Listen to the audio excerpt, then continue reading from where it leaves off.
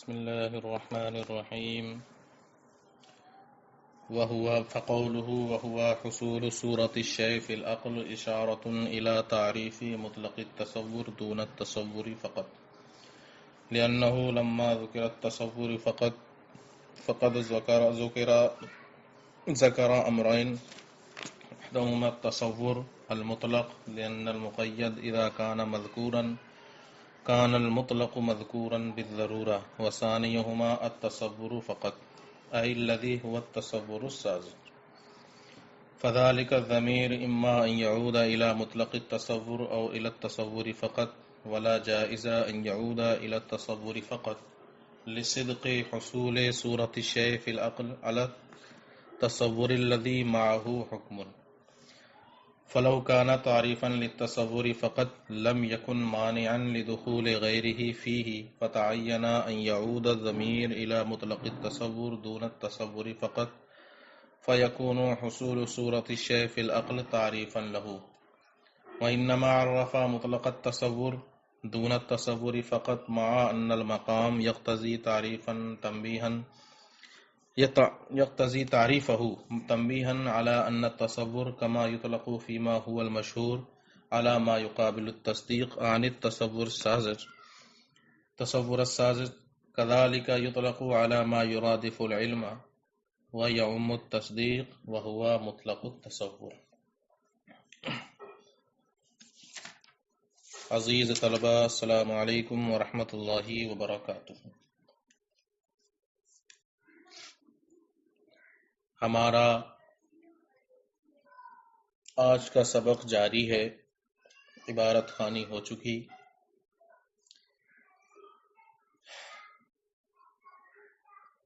اصل بحث کو شروع کرنے سے پہلے میں کچھ باتیں بیان کرنا چاہتا ہوں، اس کو سمجھ لیں تو انشاءاللہ سبق بہت آسانی سے سمجھ میں آ جائے گا۔ چونکہ بحث تصور و تصدیق کی ہے، اس لیے تصور کے تمام معانی کو سمجھنا بھی ضروری ہے۔ آپ نے کل پڑھا علم کی دو قسمیں ہیں، تصور فقط اور تصور معہ حکم، یعنی تصدیق۔ تصور فقط کی شارح نے وضاحت کی، اے تصور لا حکم معہ، یعنی ایسا تصور جس کے ساتھ حکم نہ ہو، یہ ہے تصور فقط۔ اور تصدیق کے بارے میں انہوں نے کہا تصور معہ حکم، ایسا تصور جس کے ساتھ حکم ہو۔ تو دونوں قسمیں ایک دوسرے کے مقابل ہو گئیں، ایک وہ تصور جس کے ساتھ حکم نہ ہو، دوسرا وہ تصور جس کے ساتھ حکم ہو۔ آپ ان دونوں تعریفوں میں دیکھیں کہ ایک چیز مشترک ہے، تصور فقط میں بھی تصور پایا جا رہا ہے، اور تصدیق یعنی تصور معہ حکم میں بھی تصور پایا جا رہا ہے۔ اس کو یاد رکھیں اور آسان بات ہے، سمجھ لیں، کیونکہ کوئی بھی تصدیق جس کو آپ تصدیق بنائیں گے، مثال کے طور پر زید قائم، آپ نے یہ کہا تو قیام زید کا ایک تصور پہلے ذہن میں آئے گا، پھر آپ اس پر نسبت حکمیہ کو لگائیں گے، یعنی واقعی زید کھڑا ہے جیسا آپ نے بولا، تب ہم کہیں گے اس کو تصدیق۔ لیکن جب بھی زید قائم کوئی بھی تصدیق پائی جائے گی، تصور اس میں ضرور ہوگا۔ جب تک چیزوں کا تصور ہی ذہن میں نہیں آئے گا تو ہم اس کو تصدیق بنا ہی نہیں سکتے، وہ چیز وجود میں آ ہی نہیں سکتی۔ کسی بھی چیز کو ہمیں اگر تصدیق بنانا ہے تو تصدیق کے اندر بھی تصور کا پایا جانا ضروری ہے۔ تو تصور فقط ہو یا تصور معہ حکم ہو، تصور تو دونوں میں پایا جا رہا ہے۔ تو اس کا مطلب ایک تصور وہ ہے جو دونوں میں مشترک ہے، اسی کو کہتے ہیں تصور مطلق۔ اور وہی تصور مطلق جو ہے وہی علم کا مرادف ہے، یعنی علم بھی اسی کا نام ہے اور تصور بھی اسی کا نام ہے۔ اسی لیے آپ نے یہاں پڑھا علم کی دو قسمیں ہیں، آپ اسی کو کہہ سکتے ہیں تصور کی دو قسمیں ہیں، تصور فقط اور تصور معہ حکم۔ اب بات سمجھ میں آ گئی؟ تصور فقط اور تصور معہ حکم یہ کس کی قسمیں ہیں؟ تصور مطلق کی. تو مطلق تصور جو ہے وہ دونوں میں پایا جائے گا، تصور فقط میں بھی پایا جائے گا اور تصور معہو حکم میں بھی پایا جائے گا. اب اسی سے یہاں تصور فقط اور تصور مطلق میں بھی فرق سمجھ لینا چاہیے کہ تصور فقط وہ ہے جس میں کسی چیز کا حکم نہ لگایا گیا، ٹھیک ہے، اور تصور مطلق وہ ہے جو علم کا مرادف ہے، جس کی قسمیں ہیں تصور فقط اور تصور معہو حکم. یہ ہے تصور مطلق کی دونوں قسمیں. اب اگر بات سمجھ میں آ گئی ہو تو ہم آگے بڑھتے ہیں. ماتن نے فقال کے بعد کہا تھا العلم اما تصور فقط وہو حصول صورت الشیء فی العقل. تو یہ جو ہوا ہے اس سے مطلق تصور کی تعریف بیان کی جا رہی ہے، تصور فقط کی تعریف بیان نہیں کی جا رہی ہے. اسی کو آگے یہاں سے شروع کرتے ہیں. فقولہ وہو حصول صورت الشیء فی العقل اشارۃ الی تعریف مطلق التصور دون التصور فقط. ماتن کا قول، مصنف کا قول، حصول و صورت الشیء ہوا حصول و صورت الشیء فی العقل، یہ مطلق تصور کی تعریف کی طرف اشارہ ہے، نہ کہ تصور فقط کی طرف. یعنی مطلق تصور کی تعریف آپ پڑھ رہے ہیں، تصور فقط کی تعریف وہاں ہوا کہ ضمیر سے جو مرجع ہے وہ تصور مطلق ہے، تصور فقط نہیں ہے. اب اس کی وجہ بیان کر رہے ہیں. اس پر ایک اعتراض ہوگا، معترض یہ اعتراض کرے گا کہ ہوا ضمیر کا مرجع تصور مطلق کو آپ نکال رہے ہیں، حالانکہ مرجع تو تب آتا جبکہ پہلے اس کا ذکر ہو چکا ہوتا، اور تصور مطلق کا پہلے کہیں بھی ذکر نہیں ہوا ہے، تو ہوا کی ضمیر تصور مطلق کی طرف کیسے لوٹ سکتی ہے، اس کا مرجع تصور مطلق کیسے ہو سکتا ہے؟ تو اس کا جواب دیتے ہیں کہ تصور مطلق مطلق ہے اور تصور فقط مقید ہے. کیوں؟ کیونکہ اس میں کیا، تصور فقط کا مطلب کیا ہے، جس کے ساتھ حکم نہ ہو تو وہ حکم نہ ہونے کی قید کے ساتھ مقید ہے. اور جب بھی کوئی مقید پایا جائے گا مطلق تو بدرت اولا اس کے اندر لگا ہوا ہوگا. جب بھی کوئی مقید پایا جائے گا تو مطلق اس کے ساتھ لگا ہوا، کیونکہ مقید خاص ہوتا ہے، مطلق عام ہوتا ہے. تو جب بھی کوئی خاص پایا جائے گا، مقید پایا جائے گا، تو مطلق کا تصور اس میں ضرور پا لیا جائے گا. تو اگرچہ یہاں پر تصور مطلق کو الگ سے بیان نہیں کیا گیا ہے، لیکن تصور فقط کے ضمن میں تصور مطلق پایا جا رہا ہے، کیونکہ تصور فقط قسم ہے کس کی، تصور مطلق ہی کی. تو جب تصور فقط پایا جا رہا ہے تو تصور مطلق بھی یہاں پایا جائے گا، اس لیے ہوا ضمیر کا مرجع بھی بننا اس کے لیے صحیح ہوگا. وہ یہ بیان کرنا چاہ رہے ہیں. فقولہ وہو حصول صورت الشیء فی العقل اشارۃ الی تعریف مطلق التصور دون التصور فقط، لأنہ اس لیے کہ جب تصور فقط مذکور ہوا تو یہاں دو چیزوں کا ذکر ہوا. التصور المطلق، ایک تصور مطلق، لأن المقید اذا کان مذکورا کان المطلق مذکورا بالضرورہ، اس لیے کہ جب مقید کا ذکر کیا جائے گا تو مطلق بھی ضرور مذکور ہوگا.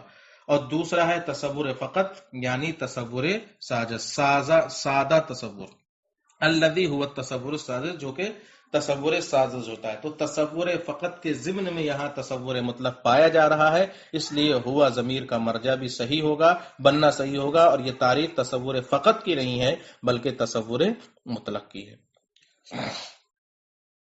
آگے پھر دیکھیں، فذلک الضمیر اما ان یعود الی مطلق التصور او الی التصور فقط ولا جائز ان یعود الی التصور فقط لصدق حصول صورت الشیء فی العقل علی التصور الذی معه حکما. مزید وضاحت کرتے ہیں کہ اب یہاں پر جو ہوا کی ضمیر ہے اس کو کہاں لوٹائیں گے. حالانکہ آپ نے اس کو اوپر پڑھ لیا، مزید اس کی وضاحت ہو رہی ہے کہ یہ جو ہوا کی ضمیر ہے کس کو یا تو تصور فقط کی طرف بھی لوٹا سکتے ہیں یا تصور مطلق کی طرف بھی لوٹا سکتے ہیں. لیکن تصور فقط کی طرف اس ضمیر کو لوٹانا درست نہیں ہے، اس لیے کہ اگر اس ضمیر کو تصور فقط کی طرف لوٹایا جائے اور یہ کہا جائے کہ یہ تصور فقط کی تعریف ہے، یعنی حصول و صورت الشیء فی العقل، کسی چیز کی صورت کا عقل میں آنا، اگر ہوا کی ضمیر سے مراد تصور فقط ہے تو اب یہ تعریف یعنی حصول و صورت الشیء کس کی تعریف ہو جائے گی، تصور فقط کی. تو تصور فقط کی تعریف ہوگی حصول و صورت الشیء فی العقل، کسی چیز کی صورت کا عقل میں آنا. اب اگر یہ تصور فقط کی تعریف ہے تو تصور فقط کی تعریف دخول غیر سے مانی نہیں ہوگی. کیوں؟ اس لیے کہ تصور کی تعریف تصور تو تصدیق میں بھی پایا جاتا ہے، یعنی تصور معہو حکمن میں بھی تو تصور پایا جا رہا ہے.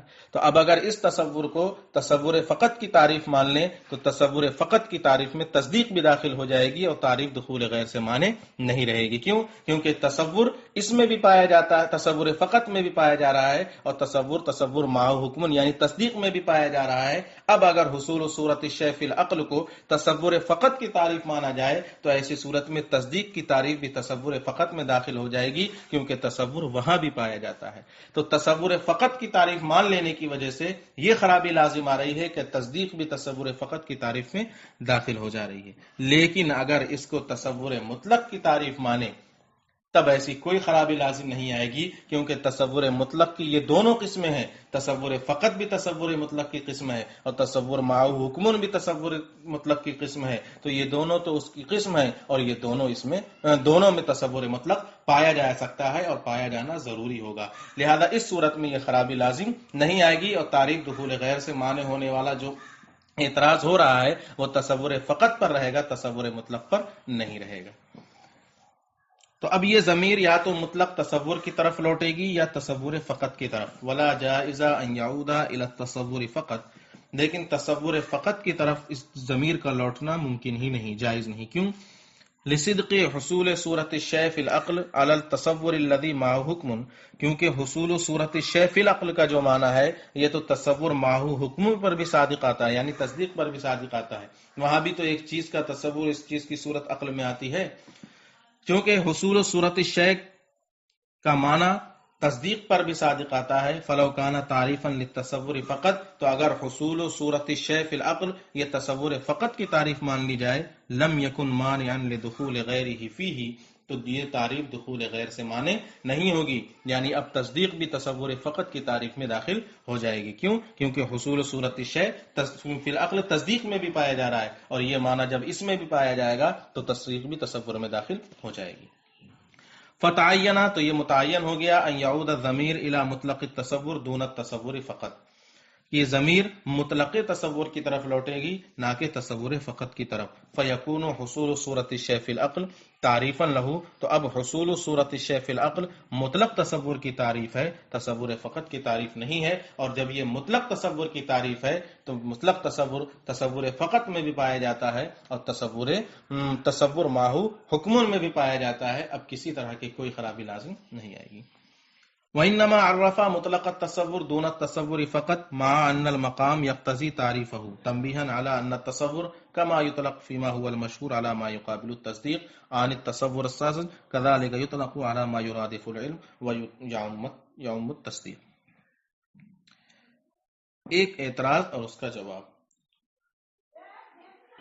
شارح فرماتے ہیں کہ یہاں پر مطلق تصور کی تعریف کو بیان کیا جا رہا ہے، حالانکہ مقام تو اس بات کا تقاضا کرتا ہے کہ یہاں تصور مطلق نہیں بلکہ تصور فقط کی تعریف کی جائے، کیونکہ مصنف نے تعریف تقسیم کی علم کی دو قسمیں ہیں، تصور فقط اور تصور معہو حکم. تصور مطلق کا تو کوئی ذکر ہی نہیں آیا تھا، تو جب تقسیم ان دونوں کی طرف ہوئی ہے تو تعریف تصور فقط کی ہونا چاہیے تھی، تصور مطلق کی نہیں ہونا چاہیے تھی. یہ اعتراض ہوا. اس کا جواب بھی شارح نے دیا کہ یہاں پر تصور مطلق کی جو تعریف کی گئی ہے یہ ایک فائدہ بیان کرنے کے لیے کی گئی ہے. وہ فائدہ یہ ہے کہ مطلق تصور کی تعریف یہاں بیان کر دینے سے طالبین کو یہ معلوم ہو گیا کہ تصور کا اطلاق دو معنوں پر ہوتا ہے. تصور کا اطلاق دو معنوں پر ہوتا ہے. ایک تو وہ تصور جو تصدیق کا مقابل ہوتا ہے، یعنی تصور فقط، اس کو بھی تصور کہتے ہیں. تو ایک تو وہ تصور جو تصدیق کا مقابل ہوتا ہے، اس کو بھی تصور کہا جاتا ہے. اور ایک وہ تصور ہے جو علم کا مرادف ہے، جو علم کا مرادف ہے اور وہ عام ہے، تصدیق کے ساتھ بھی پایا جاتا ہے، تصور فقط کے ساتھ بھی پایا جاتا ہے۔ تو اس معنی کا افادہ کرنے کے لیے یہاں مطلق تصور کی تعریف کو بیان کیا گیا ہے، تنبیہ کرنے کے لیے بیان کیا گیا ہے۔ اگر مطلق تصور کی تعریف کو بیان نہ کرتے تو جو فائدہ ہمیں مل رہا ہے کہ تصور کا اطلاق کبھی تصور فقط پر بھی کیا جاتا ہے، یعنی مطلق اور کبھی کبھی علم کے مرادف پر بھی اس کا اطلاق کیا جاتا ہے، تو تصور کے یہ دونوں معنی ہمیں معلوم نہیں ہو سکتے تھے۔ فرماتے ہیں یہاں پر وَإِنَّمَا عَرَّفَ مطلق التصور دون التصور فقط، یہاں مطلق تصور کی تعریف کی لیکن تصور فقط کی نہیں کی، حالانکہ مقام اس بات کا تقاضا کرتا ہے کہ تصور فقط کی تعریف ہو۔ تو یہ کیوں کیا؟ تنبیہاً علی ان التصور کما یطلق فیما هو المشہور، اس بات پر تنبیہ کرنے کے لیے کہ تصور کا اطلاق جس طرح اس معنی مشہور پر ہوتا ہے جو تصدیق کا مقابل ہے، یعنی تصور ساز تصور فقط، کذالک یطلق علی ما یرادف العلم، اسی طرح تصور کا اطلاق اس چیز پر بھی ہوتا ہے، اس تصور پر بھی ہوتا ہے جو علم کا مرادف ہے اور تصدیق کو بھی عام ہے، وہو مطلق التصور، اور وہ مطلق تصور ہے۔ تو طلبہ تک آپ نے دیکھا کہ تصور اب 3 طرح کا ہو گیا۔ اس کی مزید تفصیل انشاءاللہ میر قطبی میں آپ پڑھیں گے، وہاں اور آپ اس کو سمجھ لیں گے اور وضاحت ہو جائے گی، لیکن میں ایک تھوڑی سی چیز پھر بھی یہاں بھی بتا دیتا ہوں کہ تصور اب 3 طرح کا ہو گیا۔ ایک تصور ہے مطلق تصور، اس میں کسی چیز کے ہونے نہ ہونے کی کوئی قید نہیں، کوئی لحاظ نہیں کیا گیا۔ ایک تصور جس میں کسی چیز کے ہونے یا نہ ہونے کا کوئی لحاظ نہ کیا گیا ہو، اسی کو کہتے ہیں مطلق تصور۔ اور ایک تصور وہ ہے جس میں کسی چیز کے ہونے کا لحاظ کیا گیا ہو، یعنی حکم کا۔ ایک تصور وہ ہے جس میں حکم کا لحاظ کیا گیا ہو، یعنی ایسا تصور جس کے ساتھ حکم ہو، اسی کو کیا کہیں گے؟ تصدیق کہیں گے۔ اور ایک تصور وہ ہے جس میں حکم کے نہ ہونے کا لحاظ کیا گیا ہو، اسی کو کیا کہیں گے؟ تصور فقط۔ ایک زندہ سی مثال، آپ اس کو وہاں اور پڑھیں گے مزید میر قطبی میں، وہیں پر آپ مزید سمجھ سکتے ہیں۔ ہم نے کسی کو بلایا اور ان سے کہا آئیے آپ کو شربت پلواتے ہیں، آئیے آپ کو شربت پلواتے ہیں۔ یہ آپ نے مطلق کہہ دیا شربت پلواتے ہیں، اور یہ نہیں کہا کہ اس شربت میں کیا ہوگا کیا نہیں ہوگا، کچھ نہیں، یہ بالکل مطلق ہے۔ دوسرے صاحب سے کہا آئیے آپ کو شربت پلواتے ہیں، اس میں شکر ہوگی، یعنی شکر کا شربت پلواتے ہیں۔ اس تصور میں آپ نے کس کی قید لگا دی؟ شکر کی۔ تو یہ وہ والا تصور ہو گیا مثال کے طور پر جس کے ساتھ حکم ہوگا۔ اور ایک کو بلایا اور کہا آئیے آپ کو شربت پلائیں گے لیکن اس میں شکر نہیں ہوگی، یہ وہ تصور ہے، یہ وہ حکم ہے جس میں کہ حکم نہیں، یعنی عدم حکم کا لحاظ کیا گیا۔ یہ آئے گا تصور فقط میں، جس میں حکم کا لحاظ نہ کیا گیا۔ یہ میں نے ایک عام سی مثال دی ہے، آپ بس اس کو یاد رکھیں کہ تصور 3 طرح کا ہو گیا۔ تصور مطلق جس میں کسی قید کا لحاظ نہ کیا گیا ہو، اور یہی علم کا مرادف ہے، اسی کی قسمیں ہیں تصور فقط اور تصور ماہو حکم۔ اور ایک تصور وہ ہوگا جس میں کسی حکم کا لحاظ کیا گیا ہو، اسی کو کہیں گے تصدیق۔ اور ایک وہ تصور ہوگا جس میں عدم حکم کا لحاظ کیا گیا ہو، نہ ہونے کا لحاظ کیا گیا ہو، اس کو کہیں گے تصور فقط۔